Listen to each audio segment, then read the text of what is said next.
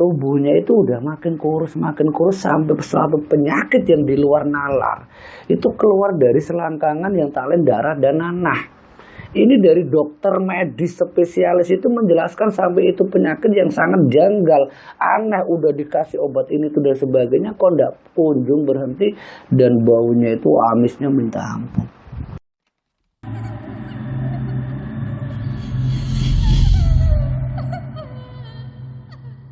A'udzubillahi minasyaitonirrajim. Bismillahirrahmanirrahim. Assalamualaikum warahmatullahi wabarakatuh. Alhamdulillah, jumpa kembali di channel Segudang Kisah.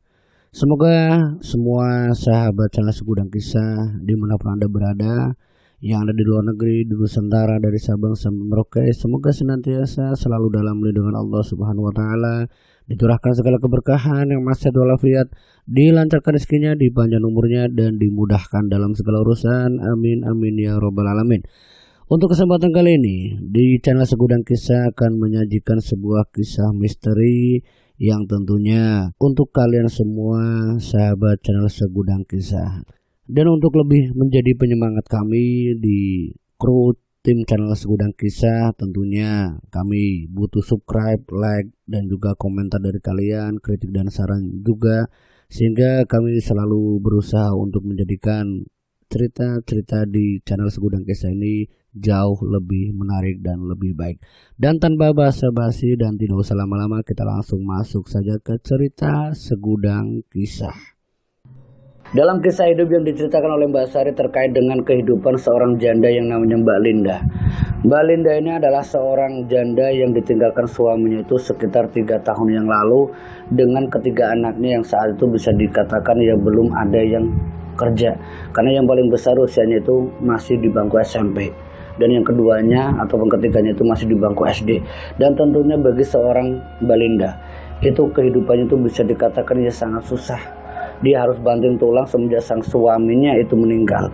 Ya pekerjaan yang mungkin bisa dikatakan tidak layak pun dia lakukan. Ya semua itu dia lakukan demi menafkahi ketiga anaknya.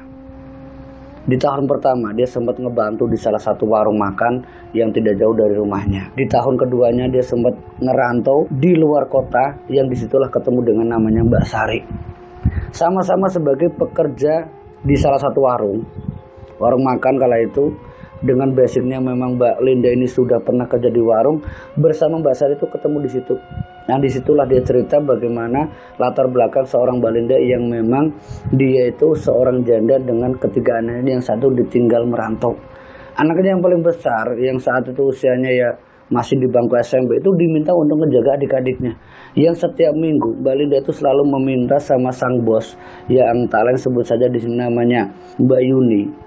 Mbak Yuni itu selalu diminta bayarannya yang seharusnya biasanya sebulan sekali. Karena Mbak Linda ini kebutuhannya bisa dikatakan mepet ya. Dia yang baru kerja di situ lewat Mbak Sari untuk meminta gaji yang sebenarnya belum saatnya diberikan. Mbak Sari sempat bilang sama Mbak Yuni, Mbak, saya minta tolong ini teman saya yang baru dari kampung ini yang baru kerja seminggu ini minta bayarannya diberikan untuk kerja 1 minggu. Nah waktu itu Mbak Yuni sempat menanyakan, loh kamu kan belum sebulan. Ada apa ini?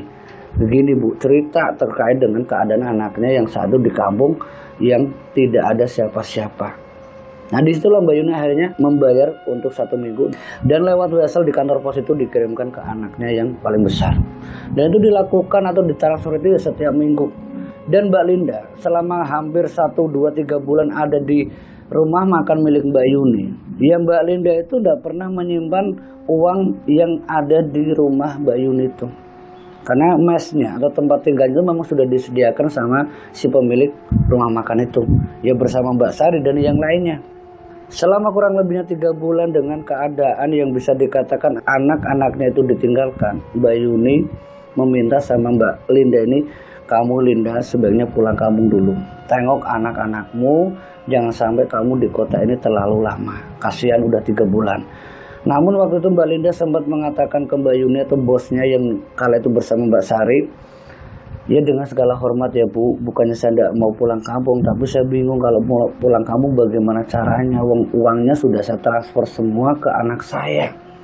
Gini aja, ini tak kasih uang transport, tapi kamu kembali lagi ke sini.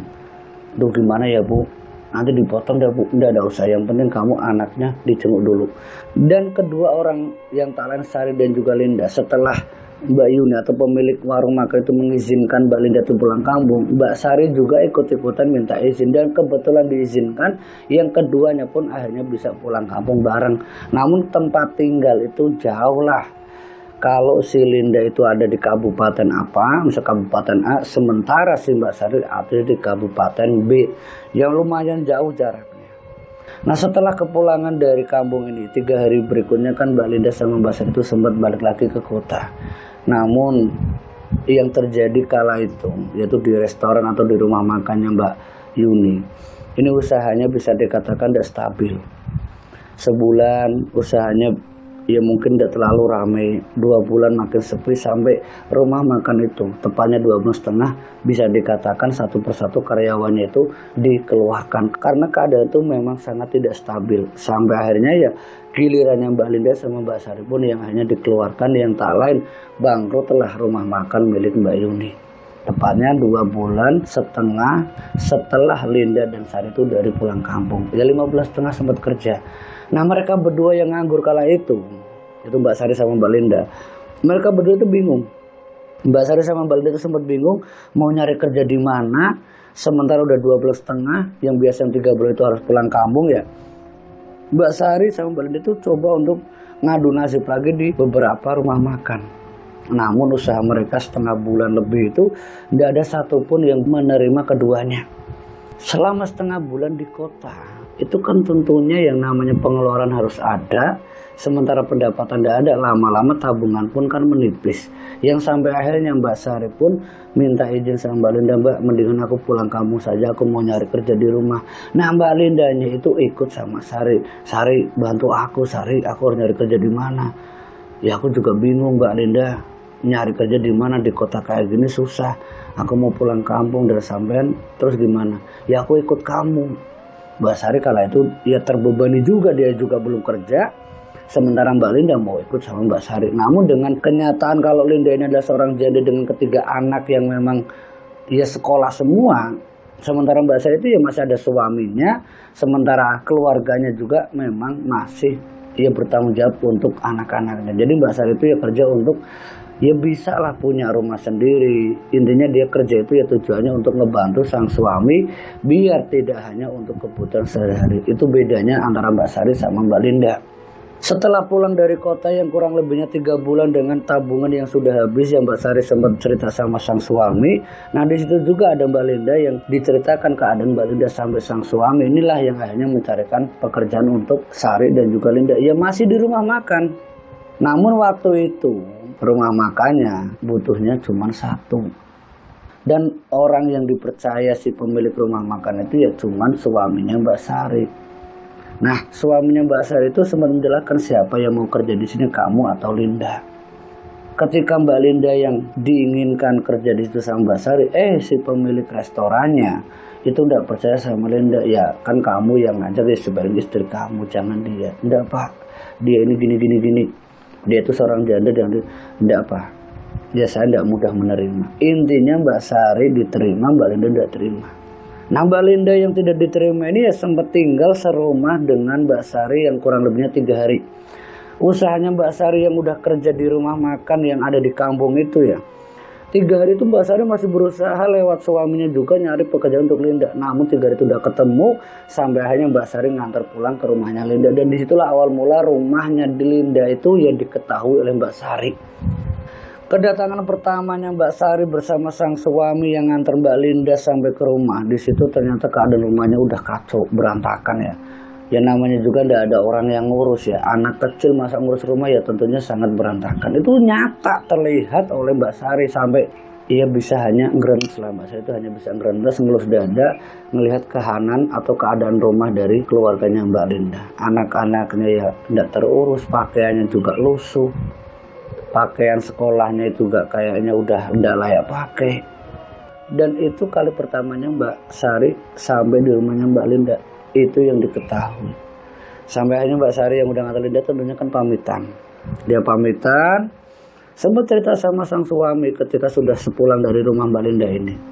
bagaimana ya Pak kerjaan dia kayak gitu, gini-ginilah ininya ya, berusaha pengen ngebantu teman tidak bisa. Itu Mbak Sari.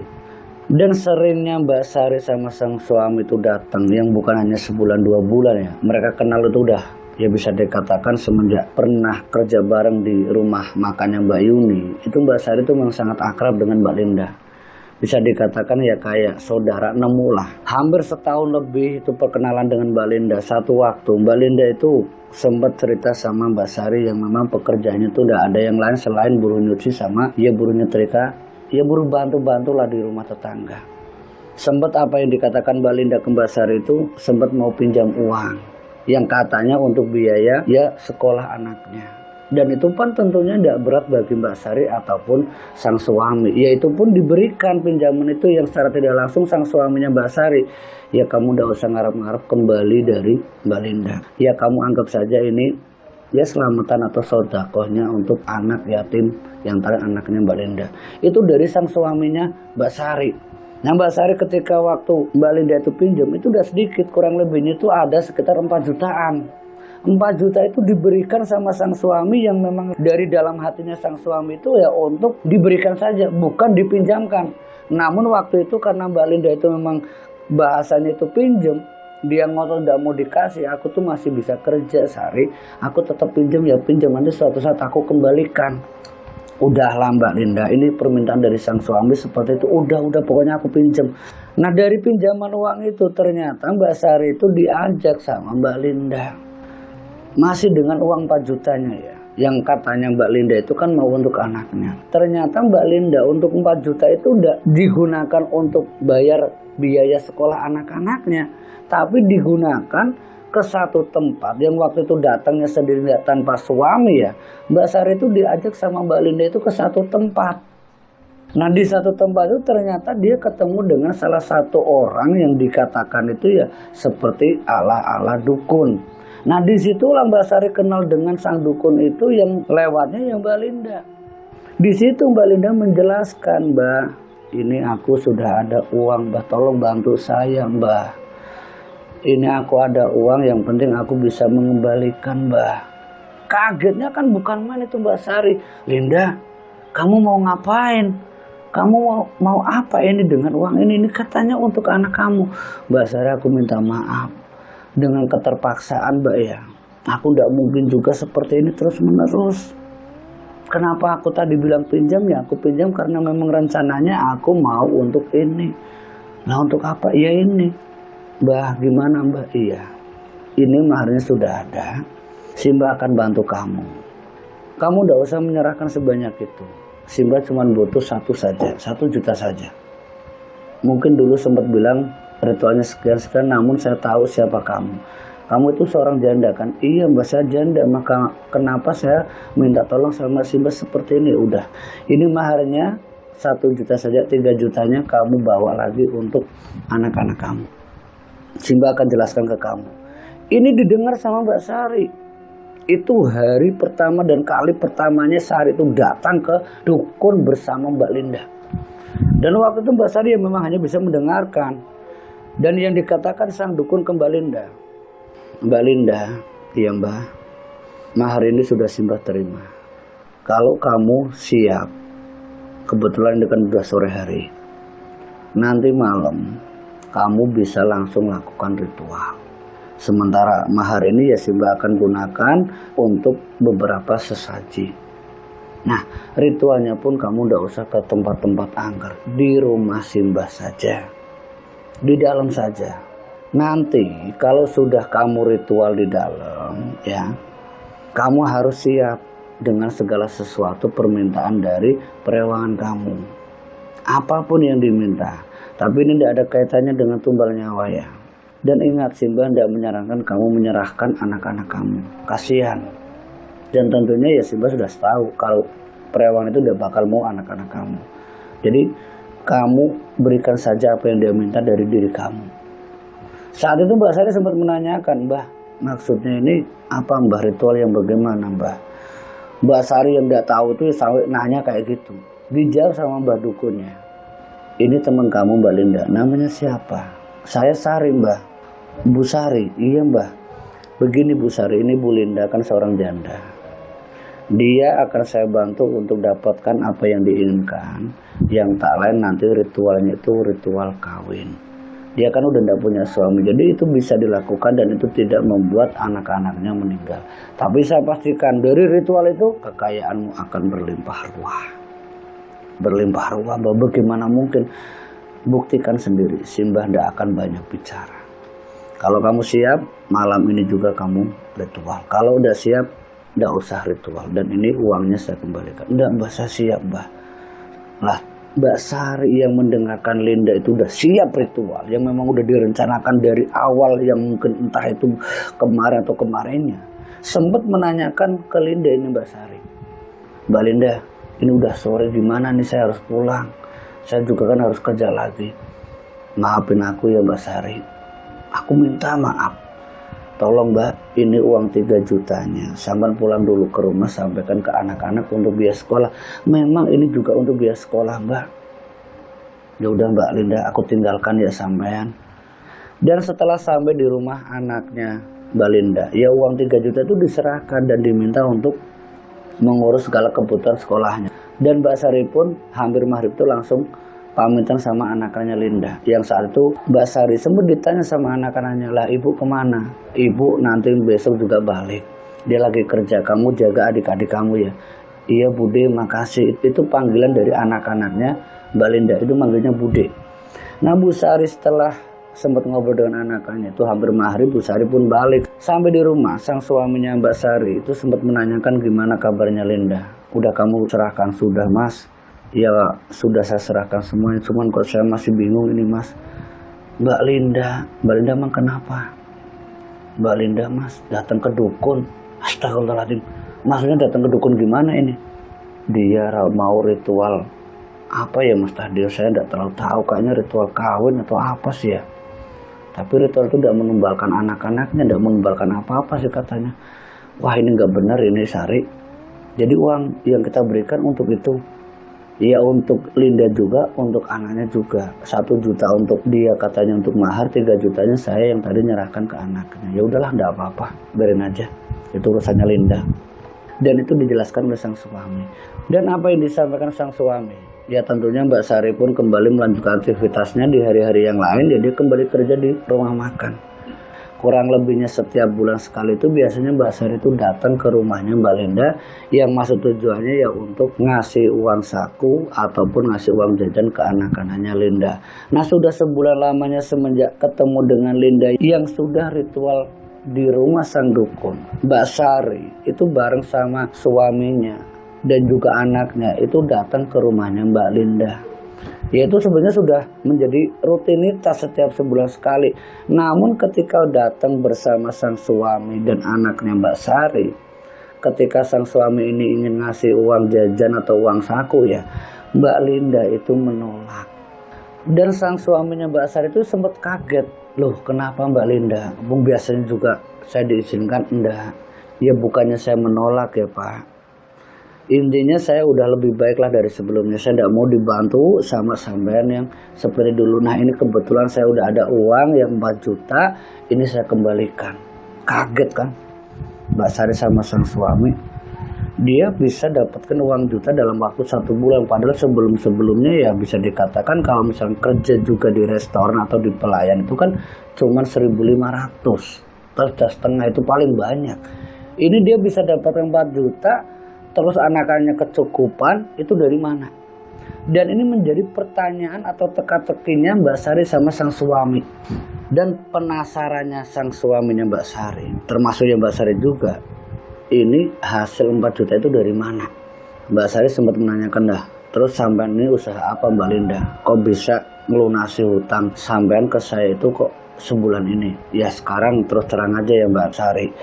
Saya kan ya pernah kerja di restoran, di rumah makan bareng sampean. Saya udah punya warung makan sendiri.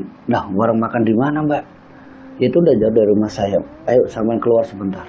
Itu diperlihatkan dari depan rumahnya Mbak Linda itu udah jauh, itu memang terlihat ada sebuah gedung Dan itu ya memang benar itu rumah makannya si Linda. Tapi waktu itu gedungnya itu masih gedung sewa, kata Mbak Linda. Tapi itu terus terang saja Mbak Sari, itu rumah makan itu ya terus terang saya nyewa, bukan milik saya sendiri. Cuman ya dari situlah saya bisa ngelunasi dan rencananya ya saya mau beli tempat itu. Oh ya semoga sukses ya Mbak Linda. Itu yang disampaikan Mbak Sari sama sang suami. Dan mereka pun yang Talen Sari sama sang suami sekeluarga ini hanya pamitan sama Linda. Dan kurang lebihnya selama 1 bulan, 2 bulan, 3 bulan tepatnya itu Mbak Sari memang udah tidak pernah lagi datang ke rumahnya Mbak Linda. Karena tujuan awalnya itu kenapa setiap bulan? Ya sang suaminya Mbak Sari ini memang tujuannya kan pengen ngebantu anak-anaknya Linda. Namun dengan kesuksesannya Linda, ya tentunya ini yang sudah membuat jarang si Sari ataupun sang suami itu menjenguk anak-anaknya Linda. 3 bulan itu datang lagi, sempat keadaan itu sudah berubah total. Bisa dikatakan ya warung makannya udah berubah, rumahnya juga udah penuh isinya. Ya ada sepeda motor, ada sepeda, pokoknya barang-barang yang ada harganya itu udah terisi di rumahnya Mbak Linda.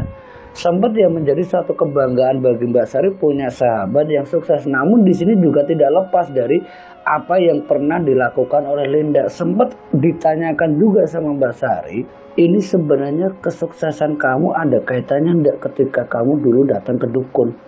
Dan itu pun diceritakan oleh Mbak Linda. Ya semua itu memang ada kaitannya Mbak Sari. Kalau aku itu sukses ya, sampean kan lihat rumahnya ya, setidaknya kayak gini.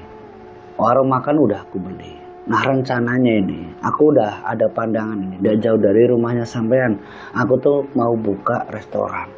Maksudnya, ya aku mau buka restoran. Ya buat apa sih? Aku udah punya ini semuanya, ya aku juga pengen punya ngembangin usaha. Tapi Mbak Linda, ini benar ada kaitannya dengan sampean datang ke dukun. Sebenarnya ritual apa sih? Ritual kawin yang bagaimana? Udah, itu rahasia saya. Yang penting aku udah ya terima kasih dibantu sama kamu, udah ngebantu anak saya sampai saya udah kayak gini, aku terima kasih banget. Dan rencananya itu restoran itu biar kamu yang ngelola. Yang benar sih Mbak Linda, iya itu rencananya saya itu mau buka restoran tapi sampean yang ngelola, itu sebagai balas budi saya sama kamu. Ya jangan kayak gitulah Mbak Linda, tapi saya kan nggak bisa. Udah, itu permintaan saya, tolong ya Mbak Sari diterima. Dan apa yang direncanakan Linda itu tepatnya setengah bulan setelahnya itu restoran itu benar-benar sudah diresmikan dan diisi sama beberapa karyawan.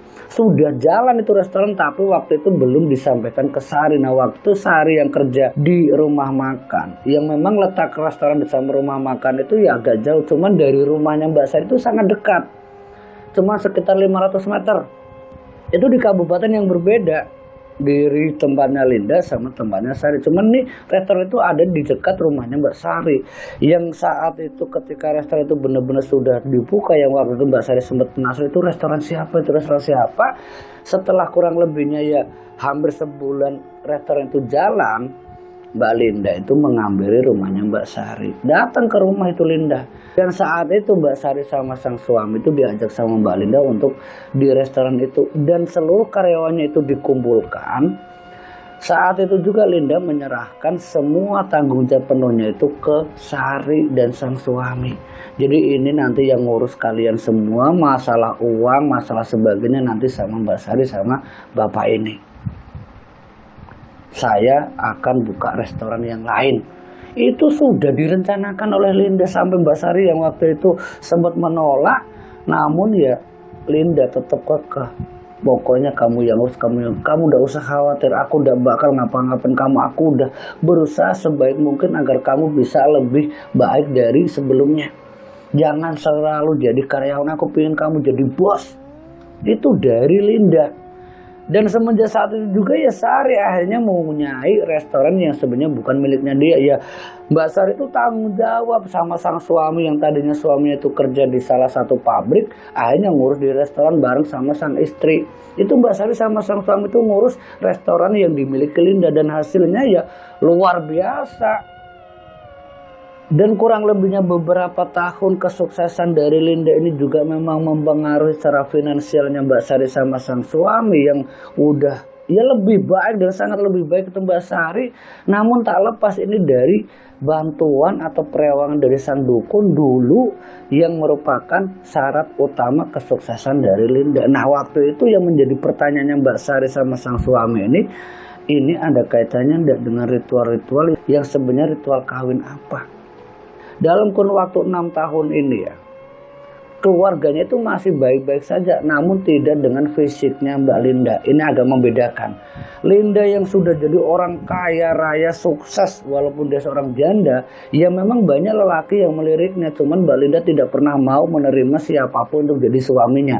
Linda lebih memilih untuk jadi diri sendiri. Ternyata apa yang menjadi keinginan dari Linda itu ada kaitannya dengan ritualnya. Karena pernah disampaikan juga ke Sari, aku tuh tidak bisa kawin dengan laki-laki lain selain dengan suamiku yang selalu ngebantu usahaku. Sang suami itu kan jadi pertanyaan Mbak Sari, maksudnya suami apa? Ya ini rahasiaku lah. Pokoknya ada suamiku yang ya mungkin kamu tidak tahu. Pokoknya adalah dia yang ngebantu aku punya segalanya. Udah 6 tahun dengan penjelasan dia punya suami yang keadaan fisiknya udah mulai kelihatan beda. Di saat seperti itulah hal-hal yang berkaitan dengan ritual pesugihan kawin ini, fisik dari Mbak Linda itu udah mulai kelihatan jauh beda dari sebelumnya. Yang tadinya itu agak gemuk, seger, udah mulai terlihat pucat, sering sakit, sering 3 bulan sekali itu kontrol. Itu ditemani Mbak Sari yang kadang ngejenguk di rumah sakit, yang kadang sampai 3 hari dia nginep, balik sehat lagi. Dan itu terus menerus sampai akhirnya sebuah keadaan yang mungkin tidak bisa diingkari oleh Mbak Linda. Tubuhnya itu udah makin kurus sampai suatu penyakit yang di luar nalar. Itu keluar dari selangkangan yang tak lain darah dan nanah. Ini dari dokter medis spesialis itu menjelaskan sampai itu penyakit yang sangat janggal, aneh, udah dikasih obat ini itu dan sebagainya kok enggak kunjung berhenti, dan baunya itu amisnya minta ampun. Sampai dari pihak dokter spesialis itu minta dirawatnya itu rawat jalan di rumah.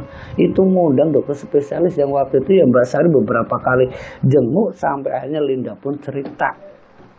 Kalau ini semua tak lepas dari sang suami yang merupakan suami dari golongan gaib yang tak lain adalah sosok genderuwo. Itu diceritakan langsung oleh Linda. Ini dampak dari apa yang sudah aku lakukan selama bertahun-tahun, dan ini mungkin sudah saatnya. Aku tidak sanggup lagi melayani dia. Karena kamu tahu Mbak Sari, aku dalam keadaan sakit apapun, kenapa aku minta rawat jalan di rumah? Ini ya karena aku harus melayani juga dalam keadaan apapun. Sesakit-sakitnya aku harus siap melayani. Kalau aku tidak melayani, ya aku akan kehilangan anak-anakku. Itu ancaman dari sosok suaminya Mbak Linda yang mungkin genderuwo itu.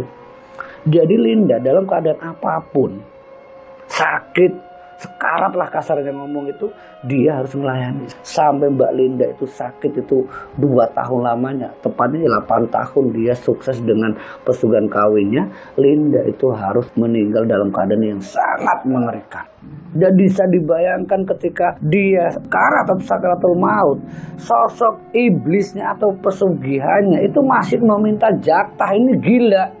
Mbak Linda sehari sebelum dia meninggal itu masih masuk ke kamar ritual yang mana dibantu Mbak Sari dan salah satu anaknya yang paling besar. Anaknya udah dewasa.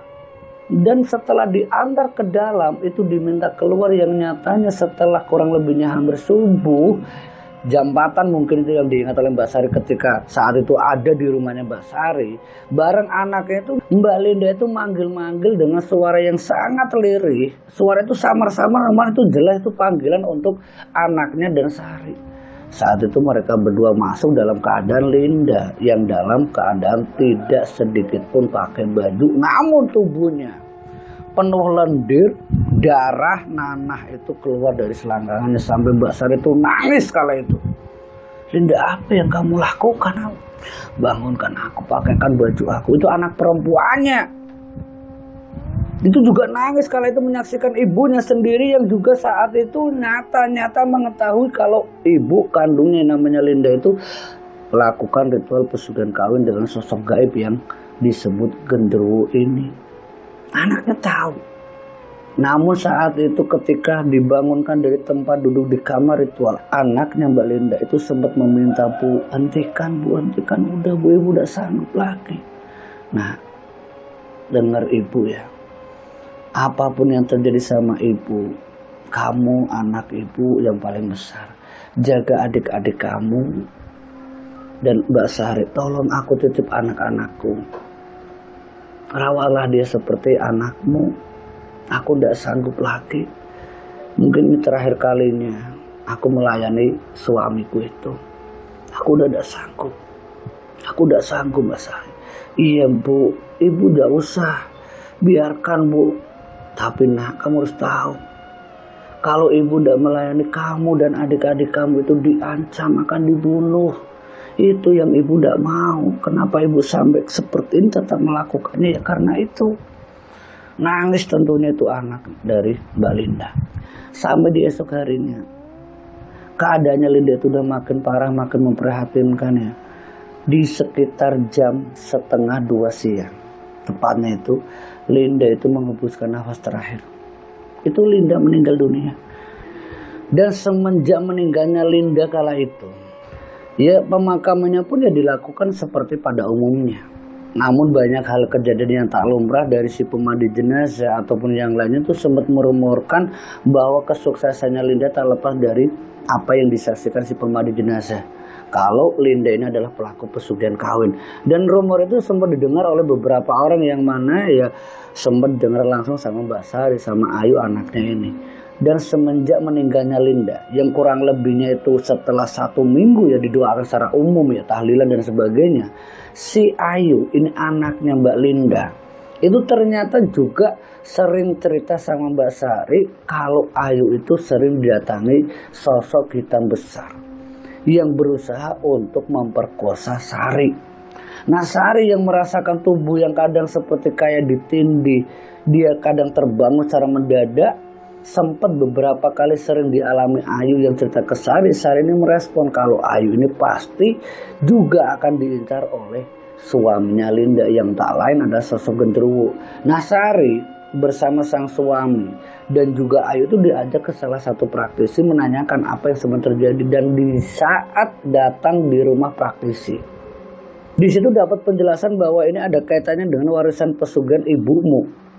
Itu langsung ngomong kayak gitu, yang ternyata sang suami yang tak lain sosok genderuwo itu ingin melanjutkan hubungan badan dengan anak kandung dari Linda, almarhum Linda kala itu. Nah, dengan penjelasan sang praktisi tadi, ya tentunya Ayu ini kan menolak. Sampai akhirnya dia lakukan sebuah hal yang bisa dikaitkan dengan memutuskan perjanjian antara Linda dengan sesembahannya yang tanah sosok genderuwo. Di sisi lain juga Ayu yang tidak mau meneruskan apa yang sudah dilakukan oleh ibu kandungnya itu almarhum Linda. Itu di rumah Linda yang saat itu Linda udah meninggal kurang lebihnya itu hampir 20 harian ya, hampir 3 minggu. Ayu ini sering diteror. Termasuk adik-adiknya Ayu itu sering ditaruh sama sosok itu. Dan yang dilakukan Bu Sari sama Ayu demi keselamatan Ayu dan yang lainnya, karena Mbak Sari juga ingat amanah dari Linda untuk menjaga Ayu dan adik-adiknya. Ya sebisa mungkin Sari lewat para praktisi, para warga doa bersama di rumah Linda. Dan itu dilakukan bukan sehari 2 hari sampai berminggu-minggu, yang tujuannya agar sosok genderuwo itu tidak menggauli si Ayu ataupun adik-adiknya. Namun dari sebuah hal yang berkaitan dengan memutuskan perjanjian antara almarhum Linda dengan sosok genderuwo itu, beberapa praktis itu sempat menjelaskan ke Ayu secara langsung, apakah kamu siap? Jikalau kamu tidak meneruskan apa yang sudah dilakukan oleh ibu kamu, maka apa yang kamu miliki akan habis begitu saja. Jawaban dari Bu Sari yang mendengarkan pertanyaan untuk Ayu, itu yang ngejawab Sari, Ayu, kamu yang lain adik-adiknya, kamu masih ada bude. Kamu tidak usah khawatir apa yang dimiliki ibu habis untuk apapun. Yang penting kalian selamat, jangan mengikuti apa yang sudah dilakukan ibu kamu. Dan Ayu yang lainnya mendengarkan Bude Sari yang intinya kala itu Ayu dan adik-adiknya menolak untuk melanjutkan warisan dari sang ibu yang tak lain ritual pesugihan. Dan itu ya disyukur alhamdulillah sama beberapa warga dan praktisi yang rumor pesugihan dari ibunya itu udah diketahui secara halayak umum. Dan pakai yang tadinya sempat menjelaskan bahwa nanti harta ini akan habis, yaitu semua menjadi realita atau kenyataan setelah perjanjian itu benar-benar terputus. Alhamdulillah Sari ya udah tidak diganggu lagi. Namun usaha-usaha yang dikelola oleh Sari, suaminya, termasuk orang-orang kepercayaan dari almarhum Linda, ya mulai berbeda secara usahanya atau hasilnya. Jelas itu membedakan seorang pelaku pesugihan yang sudah meninggal, sementara harta pesugihan yang dikembangkan oleh bukan pelakunya, ya ini sangat membedakan. Restoran yang dikelola oleh Bu Sari mulai sedikit demi sedikit turun omsetnya, dan juga restoran yang dikelola Ayu juga sudah turun omsetnya. Ini semua udah terasa nyata, dan itu berlanjut dari 1 tahun ke tahun yang lainnya. Tepatnya itu hampir 5 tahun semenjak almarhum Linda meninggal. Bisa dikatakan ya harta benda dari peninggalan Linda itu ludes. Itu kurang lebihnya setelah 5 tahun. Namun di sisi lain ya Ayu yang udah nikah termasuk adiknya itu jauh lebih baik dari apa yang diberikan yang takkan warisan pesugihan ibunya. Karena sang suami itu lebih memilih kerja di tempat yang lain daripada ngurus warisan pesugihan almarhum dari ibunya Ayu, yaitu Linda. Itu pun memang diketahui oleh Mbak Sari kalau Ayu itu udah nikah, dan adik-adiknya pun akhirnya mengikuti jalan yang jauh lebih baik, yang tak lain ya jalan yang benar. Itulah sebuah kisah hidup dari keluarga Mbak Linda yang memang melakukan ritual pesugihan kawin dengan gendruwo. Semoga dari kisah ini kita bisa ambil hikmah dan pelajarannya. Jumpa kembali di channel Segudang Kisah. Wassalamualaikum warahmatullahi wabarakatuh.